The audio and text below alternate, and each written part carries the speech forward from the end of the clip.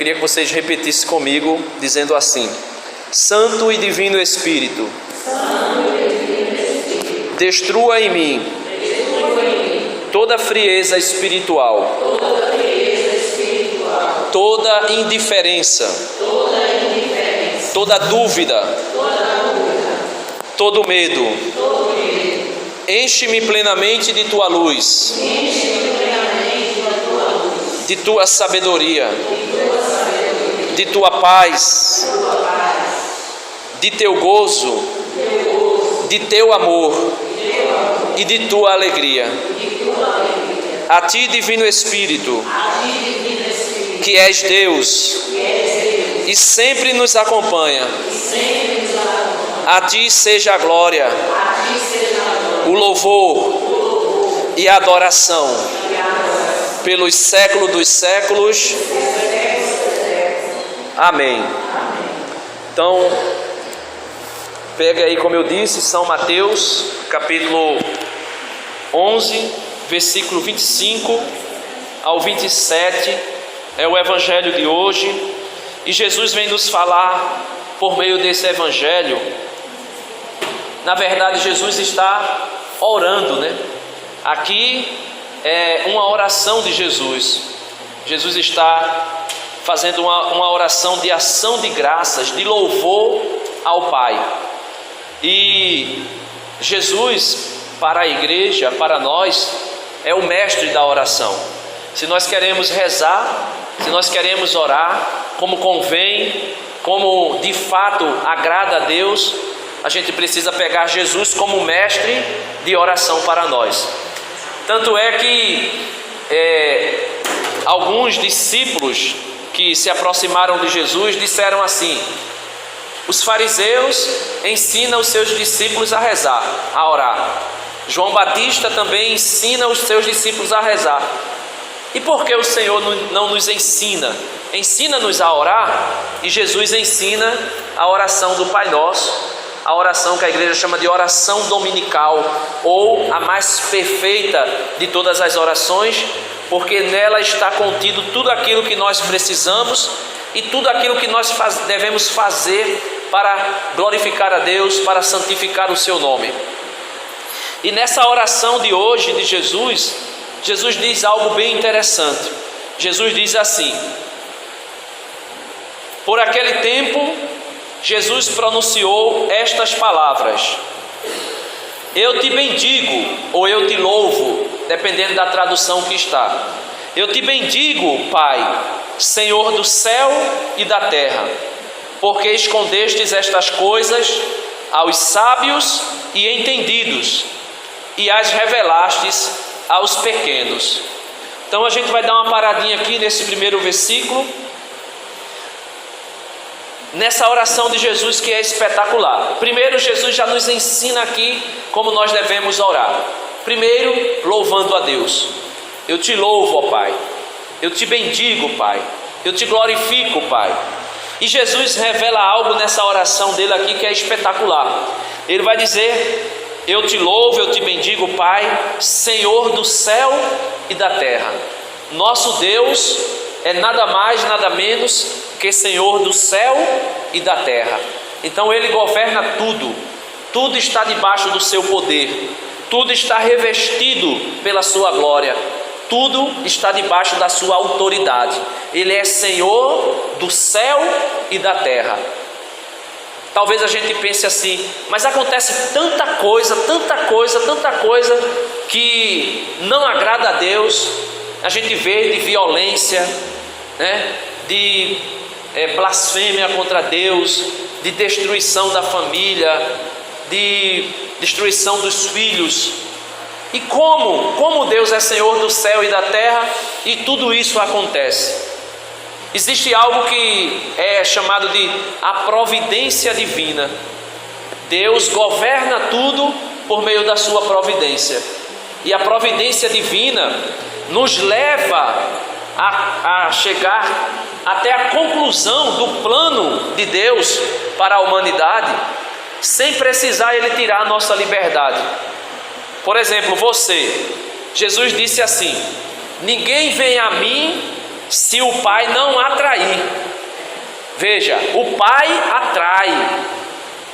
O Pai atrai. Porque ninguém, por conta própria, por vontade própria, por desejo próprio, vai acordar dizendo assim: hoje eu quero Deus. Até o querer Deus, até o desejo de Deus foi colocado em nossos corações pelo Pai. E nesse querer é como se Deus fosse um imã. Lembra do imã que a gente vai passando assim e ele vai puxando os metais? Deus é como um imã, um grande imã. E nós somos como que metais, atraídos por esse imã. Jesus disse: ninguém vem a mim se o Pai não atrair. Então você hoje aqui, você não veio simplesmente porque você queria vir. Claro que você desejou, claro que você buscou, claro que você se organizou e saiu de casa, mas você só fez isso porque o Pai te atraiu. E te atraiu para quê? Para revelar essa maravilha de oração que Jesus fez e fica como modelo para nós. E Jesus veio revelar algo nessa oração que talvez as pessoas tenham lido o Evangelho de hoje e nem tenham se tocado. Mas veja que Jesus diz assim: eu te bendigo, Pai, Senhor do céu e da terra, porque escondestes estas coisas aos sábios e entendidos. Então aqueles que são sábios segundo o mundo, aqueles que são espertos segundo o mundo, aqueles que são entendidos segundo o mundo, com tanta filosofia, com tanta teologia, com tanto estudo, mestrado, doutorado, pós-graduação e tudo mais que você puder imaginar. Mas essas pessoas, Deus escondeu essas coisas. Que coisas? As ações de Jesus, tudo que Jesus estava fazendo, o mistério da piedade que São Paulo chama, o mistério da redenção. Deus escondeu essas coisas dos sábios e entendidos.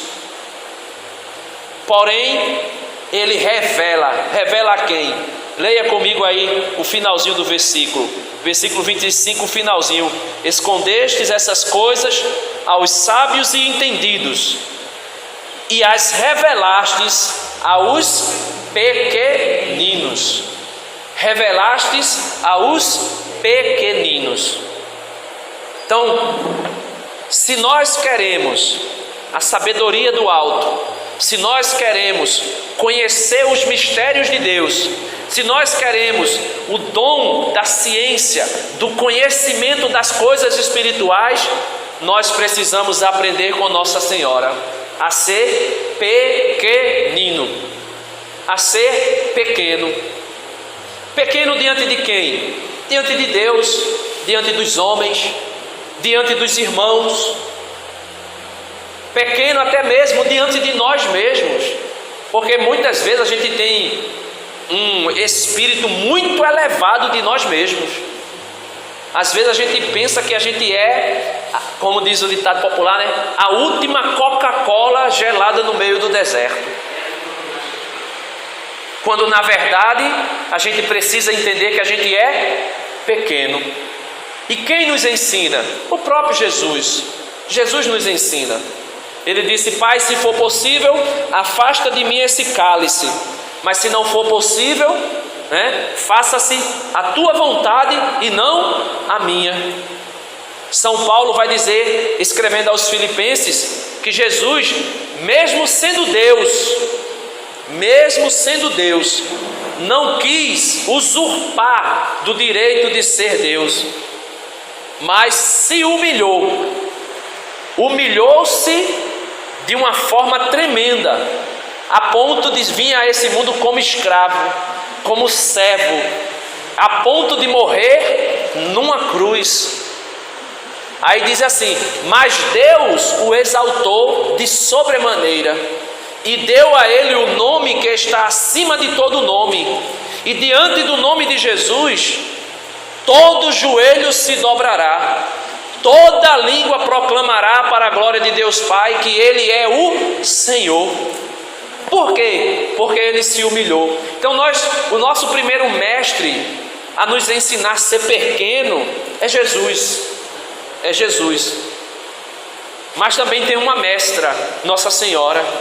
O anjo veio até ela e disse: olha, bendita és tu entre as mulheres, ave cheia de graça, o Senhor é contigo, a sombra do Altíssimo te cobrirá, tu darás à luz ao Filho de Deus, o menino, o ente que sair de ti será chamado Santo.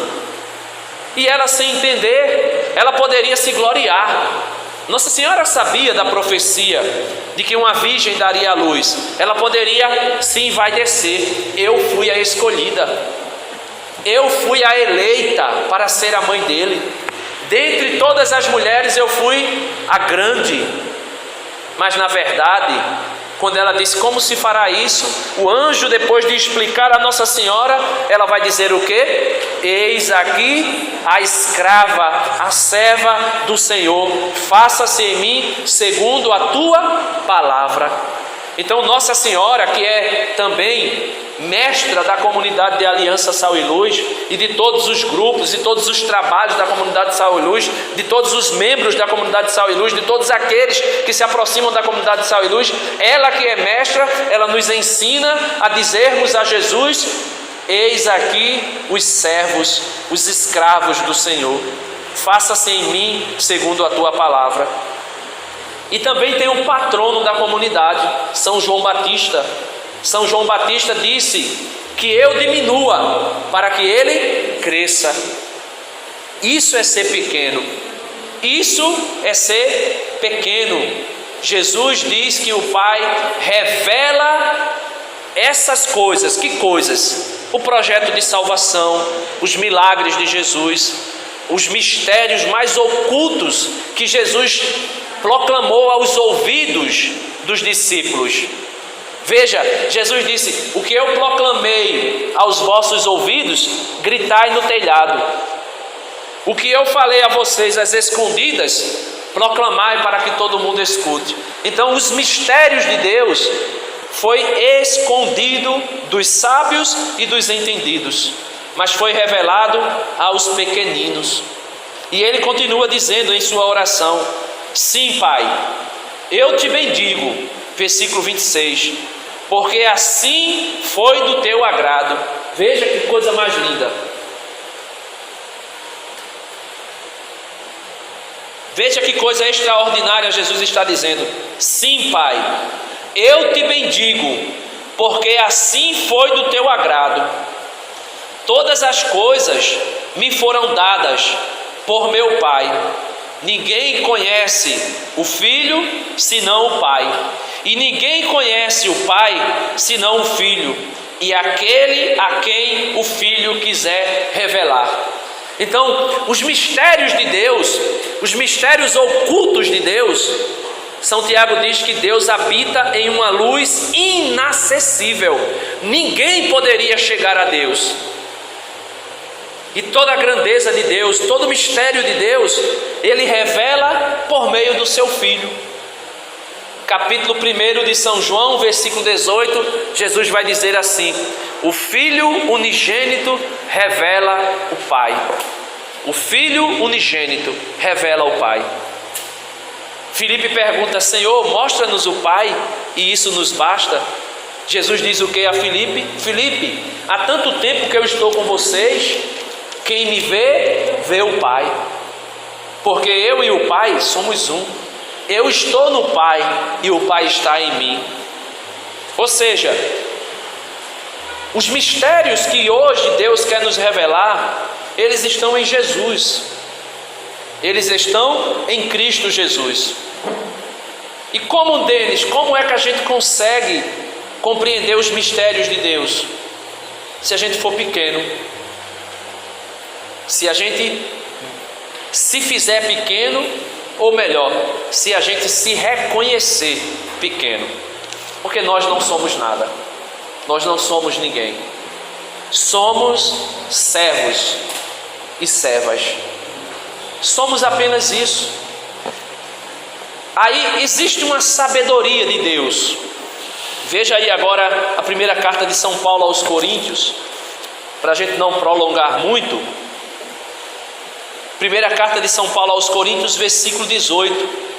Existe uma sabedoria de Deus que estava oculta, mas ela se manifesta em quem? Em Jesus. E se manifestando em Jesus, nós podemos mergulhar, meus irmãos. Nós conseguimos alcançar os mistérios de Deus quando a gente mergulha na sabedoria de Deus.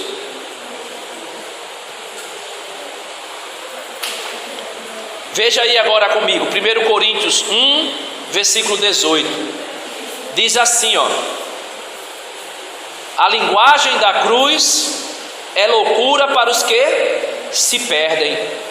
A linguagem da cruz é loucura para os que se perdem, mas para os que foram salvos, para nós é uma força divina. Veja que mistério grandioso São Paulo nos revela aqui. Porque Jesus falou que os sábios deste mundo não conseguem enxergar os mistérios de Deus, porque se acham tão sábios. Por exemplo, na pandemia a gente viu claramente que a ciência queria se intitular e até se intitulou Deus. Só que eles não imaginam que foi Deus que deu toda a sabedoria. O livro do Eclesiástico vai dizer assim: não despreze o médico, nem o farmacêutico, porque o Senhor é quem os capacitou com a sua sabedoria. Então nós não desprezamos os médicos na pandemia, por exemplo, nem desprezamos os farmacêuticos, mas nós reconhecemos que a sabedoria deles vem do alto. São Tiago vai dizer: se alguém de vós quer sabedoria, peça a Deus, que com alegria Ele dá, porém sem duvidar, porque se nós duvidarmos, não alcançaremos. E São Paulo está dizendo aqui, ó, a linguagem da cruz, ou a sabedoria da cruz, é loucura para os que se perdem, mas para os que foram salvos, aí ele diz aqui, para nós é uma força divina, porque está escrito: destruirei a sabedoria dos sábios. Veja, destruirei a sabedoria dos sábios e anularei a prudência dos prudentes. Onde está, ó sábio? Deus pergunta. Onde está, ó erudito? Onde está o argumento deste mundo? Acaso não declarou Deus por loucura a sabedoria deste mundo? Então Deus declara que a sabedoria deste mundo é loucura. Só para você entender o que é a sabedoria do mundo, tem um ditado popular que diz assim: todo dia sai de casa um besta e um esperto. Não é? Não tem um ditado popular que diz assim? Todo dia sai de casa um besta e um esperto, e o mundo é do mais esperto. Aí eu escutava essa coisa, eu ficava pensando: meu Deus, mas que loucura!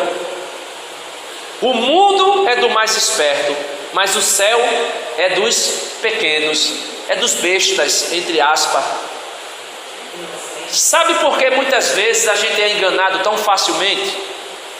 Porque a gente não espera que o outro seja canalha. A gente não espera que o outro seja sem vergonha, seja safado, seja corrupto. A gente não espera. A gente pensa que ele tem no coração dele os mesmos sentimentos que existiam em Cristo Jesus e que existem. E muitas vezes a gente vem com toda a caridade e a gente acaba sendo besta que o esperto que saiu de casa enganou. Só que, meus irmãos, o mundo é dos espertos, mas o céu é dos bestas. Então, aqueles que pensam que estão tirando proveito com essa sabedoria do mundo, na verdade, vão perceber, cedo ou tarde, que tudo isso é uma loucura. O salmista Asaf diz assim: ele chega a questionar Deus, né? Ele diz assim: por que é que nós, os justos, né, aqueles que procuram Deus, que buscam a face de Deus, que faz as coisas como Deus quer, por que é que tudo para nós dá errado aparentemente, mas para o ímpio tudo dá certo? Aí ele chega a dizer que sente inveja do ímpio, sente até inveja daquele que está no mundo. Só que depois ele, tomado pelo Espírito Santo, ele vai dizer assim: mas o caminho do ímpio é como um caminho asfaltado, mas no final dele existe um precipício que leva à morte. Por isso São Paulo está dizendo aqui: onde está, ó sábio? Onde está o sábio? Onde está o erudito? Onde o argumentador deste mundo está? Acaso não declarou Deus por loucura a sabedoria deste mundo? Já que o mundo, com a sua sabedoria, não recebeu a Deus na sabedoria divina, aprove a Deus salvar os que creem pela loucura de sua mensagem. As pessoas vão dizer para a gente muitas vezes: esse negócio de Jesus morrer na cruz para salvar alguém, isso é conversa, isso é história, isso é loucura. Agora tu só quer saber de igreja, agora tu só quer estar nos grupos de oração. Para que isso? Porque para o sábio do mundo, o que você está fazendo é uma loucura. Você está perdendo a sua vida, você está gastando a sua vida em vão. E muitas vezes até para o jovem vai dizer: tu és jovem, vai aproveitar a vida, está perdendo a vida. Ele continua, versículo 22, 1 Coríntios 1, 22. Os judeus pedem milagres. Tem pessoas que só vêm à igreja em busca de milagre. Recebeu, desaparece. Então os judeus pedem milagre. Existem pessoas que querem só isso, milagres da parte de Deus. Aí ele vai dizer: os gregos, ou seja, aqueles que são pagãos, os gentios. Aí ele vai dizer: os gregos reclamam a sabedoria, porque os gregos, né, é o berço da filosofia, a Grécia, né? A filosofia, o conhecimento, né, o dom, né, dos filósofos era muito grande. A fama da filosofia grega se expandiu pelo mundo, mas era um país, uma nação que adorava inúmeros deuses falsos, porque a sabedoria deles na verdade era uma loucura. E São Paulo vai dizer: mas nós pregamos Cristo crucificado. Nós pregamos Cristo crucificado, escândalo para os judeus e loucura para os pagãos. Nós pregamos Cristo crucificado, escândalo para os judeus e loucura para os pagãos. Mas para os eleitos, para nós, quer judeus, quer gregos, é força de Deus e sabedoria de Deus, pois a loucura deste mundo é mais sábia do que os homens. Ou melhor, pois a loucura de Deus é mais sábia do que os homens, e a fraqueza de Deus é mais forte do que os homens.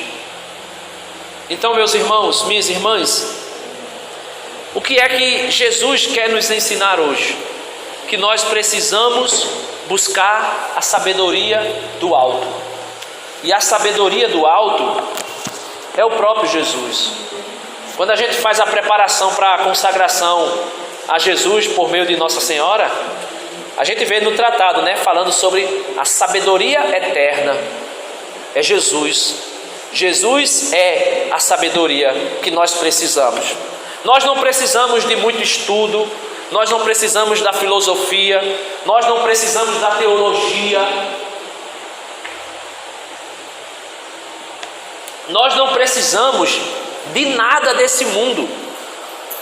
Nós precisamos de Jesus.